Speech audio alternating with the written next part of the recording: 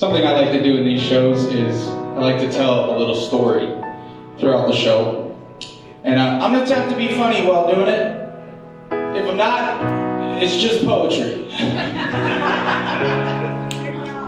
Either way, I'm brave. Now I work as a sub in the same school district I grew up going to, being a whiz kid at. Like, hey kids, if you work really hard, study, get good grades, you might end up right back here. So I wanted to share with you guys something my mom found recently. It's an exit portfolio that I wrote in 5th grade. I formed close friendships over my years at Elric Con. My closest friends, to name a few, are Shon Williams, Kyle Miller, Justin Garcia, and DeWitt DeFerre. Unfortunately, Shon couldn't be here today. He was going to read to you some poems, coasting up the PCH, passing Paradise Cove with nothing else to show. Dave's hot chicken cut down on the heat. Then maybe the most ignorant people alive would restrain their attitude and be sweet. New York reminds you every day that life sometimes sucks. Sometimes you gotta shut up and deal with it. And maybe you don't have teeth, but you can still eat cookies at KFC.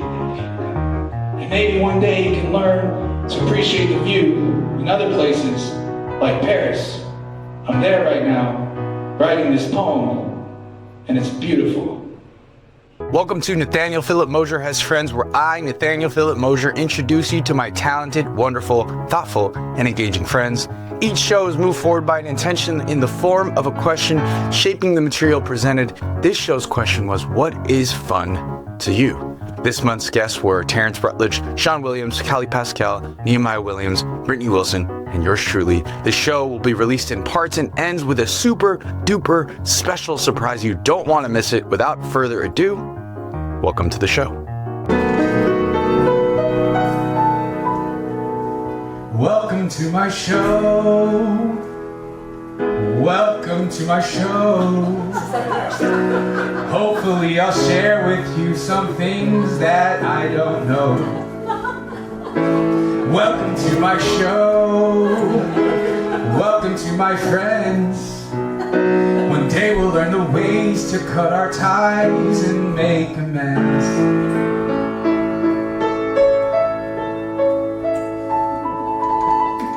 Welcome to the show.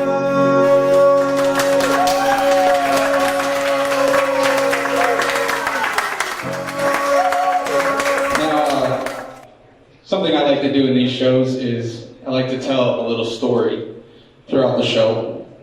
And I'm going to attempt to be funny while doing it. If I'm not, it's just poetry. Either way, I'm brave. Now, I met Terrence when I was about 19 years old, and I started writing jokes at age 16, doing stand-up at 17, and I proceeded to do it a whole lot, multiple times a night. At first I wasn't very good, then it started to go well, then it didn't, so I stopped for a while, and now I'm kind of just getting back into it. And I learned something from doing stand-up for about a decade. Did you guys know that you could be happy and then do stand-up comedy? I didn't know you could do it in that order. Turns out being funny is supposed to be fun. In retrospect, I don't even know if I ever did stand-up comedy to be funny. I think I just wanted to tell people, I wanted people to tell me that I was smart and hot and that I mattered. I think my ideal comedy show would go like this. I would do my set, the audience would form a single file line. They come up to me, shake my hand, and be like, good job, you're smart, you're hot, you matter. And the last person would be like, we've never met before, but I'm your new wife. And I go, I don't believe you, you're wrong, I'm ugly, we're getting a divorce 10 times a night, and I somehow make $1 million.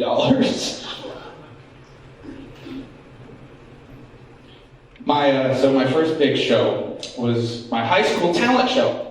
And this summer, I actually got to perform at a high school talent show.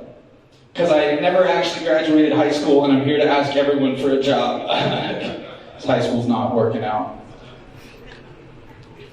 This summer, I ended up working as a resident assistant for a summer camp called the Center for Talented Youth at Johns Hopkins University in Baltimore. And we held a talent show where I got to perform. And it was there where I met my new wife. Give it up for Mrs. Okay.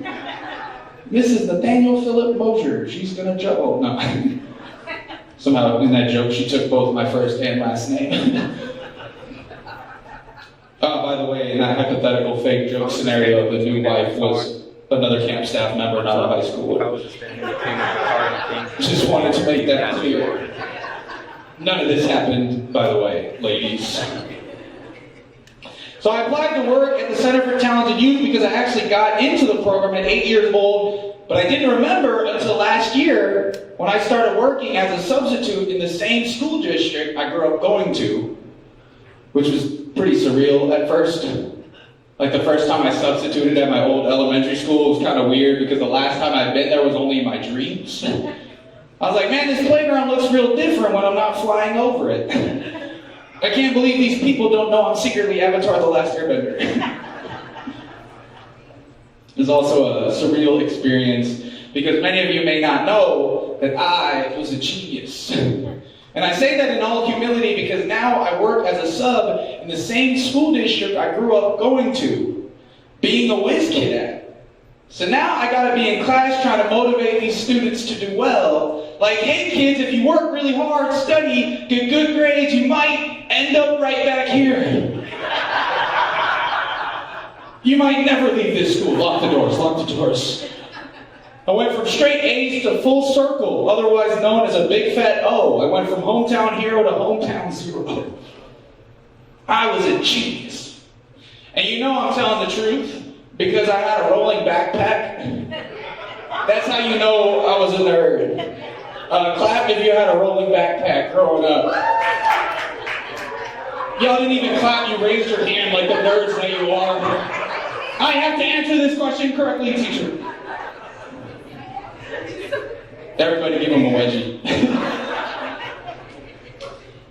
So, I don't know if you guys know this, but I work as a sub, and it turns out the smartest kids in elementary school are still the rolling backpack kids.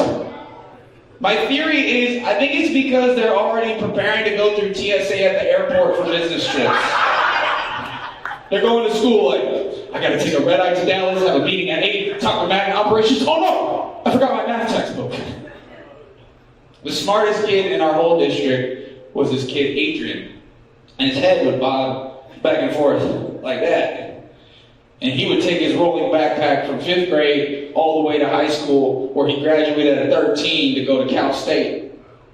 He had a full-blown suitcase. He was just bumping his head back and forth, juggling investment portfolios, TSA pre-checks, and AP calculus. And as a kid, I actually got my head stuck in the metal bars of my rolling backpack. Like, I thought, like, I wonder if I can get through this. Oh no, I'm stuck. My ears got stuck, I couldn't get out. I looked like a 3rd grader who had been wrongly imprisoned. I was like, hey guys, get me out, I didn't cheat on the math test, I swear. So I wanted to share with you guys something my mom found recently while she was cleaning the house. It's a dead guy that I murdered and hid.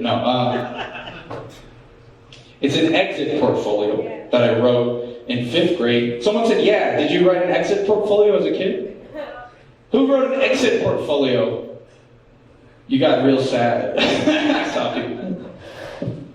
It's an exit portfolio that I wrote in 5th grade as a reflection on graduating elementary school at El Rincon Elementary in Culver City. And it has 3 parts. First part is a reflection on me graduating elementary school. The second part is an imagined future reflection on graduating middle school. And the third part is an imagined retelling of Avatar The Last Bender set in 19th century Victorian England, because I was a genius. No. It's an imagined future reflection on me graduating high school. And so I wanted to read it to you guys in 3 parts, because I thought it would be fun. Over my past 6 years at El Rincon Elementary School, there are a lot of things I accomplished. Each one helped me get through school successfully. I grew and learned something new each year. The past years prepared me for middle school in many ways. Each teacher taught something new that will prepare me for middle school. In kindergarten, I got in trouble for talking too much in class. I was a little bored at times and would shout out answers. My teacher, Mrs. Birdie, was not pleased, and I soon learned to behave better. I learned to be neater in my writing. In first grade, I had a best friend named Justin Lee, who is Korean. No relation to Terrence. We had play dates, and he was a good friend.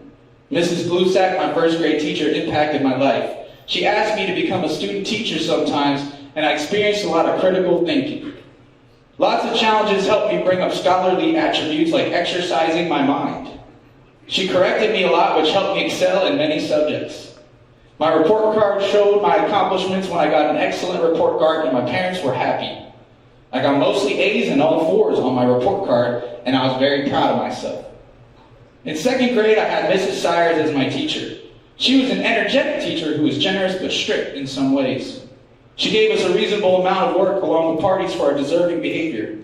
She made us take valuable notes, which helped our class get good test scores. We did many projects, and one of the favorite projects I was assigned was an oral report on bravery. Wow. Little on the nose. I did St. Francis of Assisi as my subject. I dressed up like him to portray his personality, and I learned a lot about him. I was proud of my accomplishments as a second grader, and I was prepared for third grade the next year. The next year, I was assigned an intelligent and experienced teacher named Mrs. Gallegos, who had dealt with many third grade classes throughout her years of teaching. Mrs. Gallegos knew a lot about teaching and was wise in her teaching methods. She taught us moral lessons about life and made our heart grow inside. We had many projects, including a diorama about a landmark in Culver City. I did a restaurant named Johnny's Pastrami's, and I learned much about it. We did 2 projects about Indians, including another diorama about a tribe. We also made totem poles to represent ourselves. I like third grade a lot, and I will cherish my third grade memories. One of my absolute favorite grades was fourth grade. Not only did my teacher, Mrs. Ames, teach me to the fullest, but she pushed me to go beyond fourth grade expectations. She told me about the Center for Talented Youth test sponsored by the Johns Hopkins University. This is a national test for 5th and 6th graders who score over 95% on the state tests. I took it in January of 2006 while in 5th grade. I received an invitation to an awards ceremony on June 3rd, 2006 for scoring a national percentile rank of the 99th percentile on a 7th and 8th grade math test. Mrs. Ames gave me valuable information to fuel me to rocket through 4th grade and to help me get through 5th grade. In 5th grade, I was assigned to Mrs. Pomerantz, who was on her first year teaching as a non-substitute teacher. I accomplished many things, including what I consider to be my 3 biggest accomplishments. I became chess champ for using logical reasoning against many opponents and chess tutors. I therefore became the chess team captain leading this year's Grand Match Gala tournament against many other schools. Our school won the first place in the tournament. I also qualified to be included in our school's very first spelling bee. I won first place at El Rincon and represented our school at the first district-wide spelling bee, along with 3 other El Rincon contestants. I did my best but didn't win our city's spelling bee, but I gained valuable experience. My biggest accomplishment in 5th grade was getting elected as president of student council. This helped me improve my leadership skills for future situations, including middle school. I was elected into student council by my class and elected president by the student council. I became, just didn't make sense. Became respected at school by my fellow peers, and I made my family proud. My experience with student council has made my last year at El Rincon special. Being in the student council has impacted my life and others very much. It has helped our student council manage priorities, and in return has helped the school. My family is proud of me because I gained an experience to lead the school and have fun doing it. Our student council has done many things that have helped our school grow. While in the student council, I learned to choose my priorities well and be more organized. I had to learn to work and team up with others and cooperate with a large group of people. My experience was fun and will help me a lot in middle school. I formed close friendships over my years at El Rincon. My closest friends, to name a few, are Shon Williams, Kyle Miller, Justin Garcia, and DeWitt DeFerre. I will always cherish my memories with them and hope to remain friends beyond El Rincon. El Rincon Elementary School has enhanced my learning experience and led me to fulfill my dream of becoming a great student. Elementary school has been an experience that I will never forget. At Auburn Con, I've gained a very enriching education, wonderful friends, valuable life experience, memories of caring and talented teachers, and as I leave, I feel very prepared for middle school and beyond. If this is your first time joining us at PPDK Productions, we want to thank you for listening and invite you to go ahead and subscribe to our Substack at ppdkproductions.com. That's ppdkproductions.com, and receive 1 free week of life-giving stories, weekly content recaps, and monthly content maps. There is nothing more tragic than a man lacking purpose. That's why we're starting with our stories, because that's what we know. Living to tell the tale is our purpose. We're doing it first, so you can too. Go to ppdkproductions.com and subscribe. If you like what we have to say but don't like how we look, then please consider making a monthly contribution so we can make our stories look beautiful. The second friend I want to introduce you to, I met in the lunch line at El Rincon when I was 6 years old, and his name is Shon Williams. Give it up for Shon. It was going to be the first time I had heard his poetry aloud. And so he sent it to me, and I'm going to read it for you guys. And he also typed up his answer to what is fun. If I could only find it in here. If I can't, I will paraphrase what he said. This is a poem from Shon Williams. What if, coasting up the PCH, passing Paradise Cove with nothing else to show, Dave's hot chicken cut down on the heat, then maybe the most ignorant people alive would restrain their attitude and be sweet. Cannonball off into the lake, off the oak branch tree, step on the gas pedal and let it go far away beyond what we can see. Shon said fun is many things. It's even a point of view, perspective. It can be in a recipe. We don't quite know its origin, but we know what it is. Let's give it up for Shon Williams, who could be here.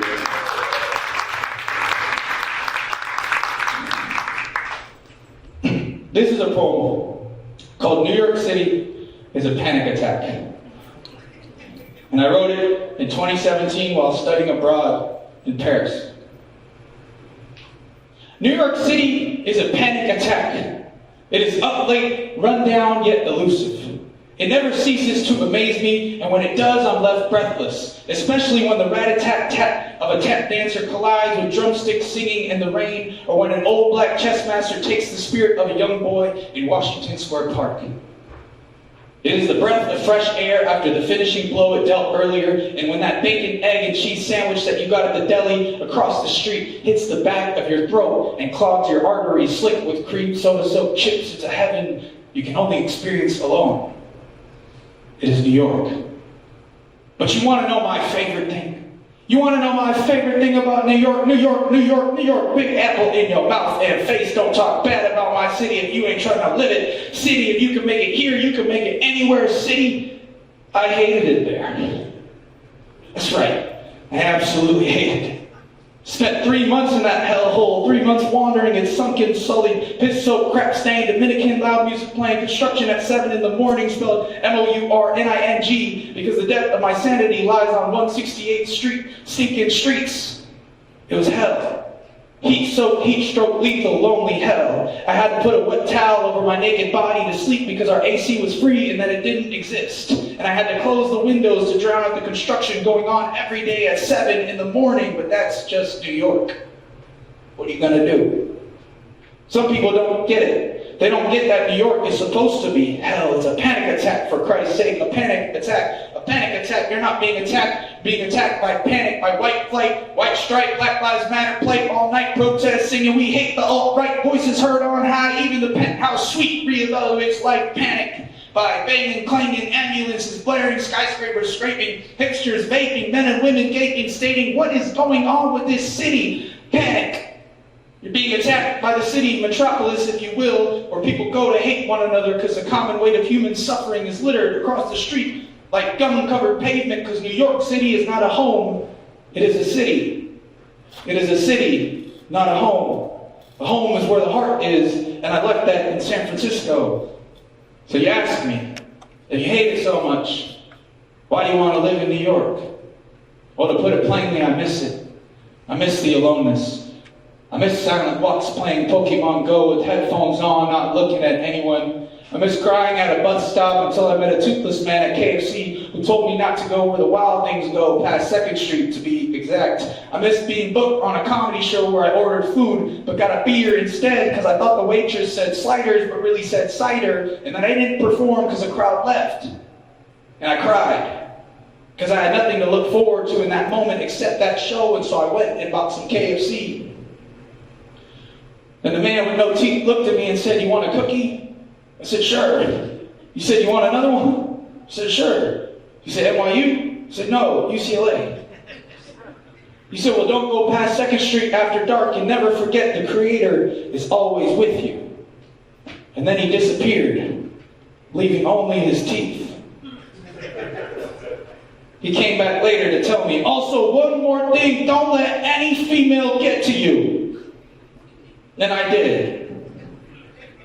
I miss walking the High Line listening to nothing but my own thoughts, and the fact that crumbling down the line was a family, a relationship, a career, in that order. I miss delis on every corner. I miss using my backpack as a soundboard for my thoughts sinking into a park bench to catch a nap during my lunch break at work. I miss crying to the best of 2017 Spotify playlists with friends abroad, moving in separate directions like tributaries or grids or litter in the wind. I miss that lady who told me in line at Chick-fil-A to stop talking on the phone with my sister because she didn't want to hear our conversation. Screw that lady. Or maybe I was just too loud, I don't really know. I miss having panic attacks. Because having a panic attack always happens when you're alone until you're not alone anymore. Whether it be at a bus stop, a street corner, or the Grand Canyon, the Crater is always with you. And New York is the only place that keeps reminding you how messed up life can really be. It's messed up sometimes. And New York reminds you every day that life sometimes sucks. Sometimes you gotta shut up and deal with it. And maybe you don't have teeth, but you can still eat cookies at KFC. And maybe one day you can learn to appreciate the view in other places, like Paris. I'm there right now, writing this poem, and it's beautiful. B-E-A, beautiful. Thank you.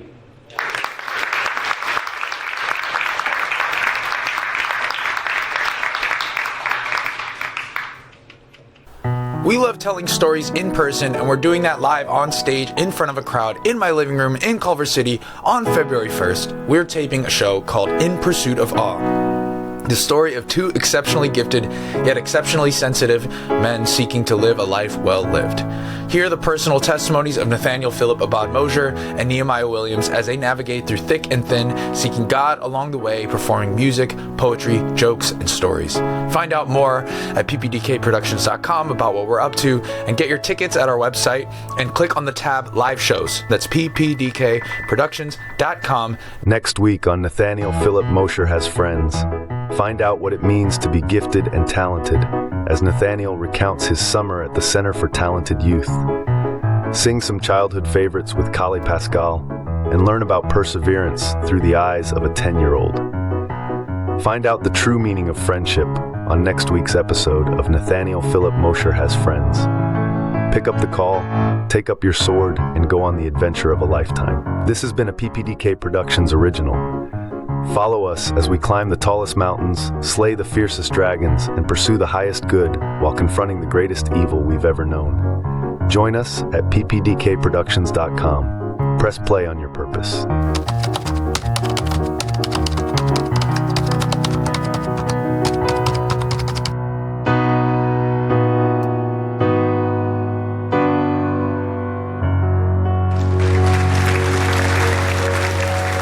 Press play on your purpose.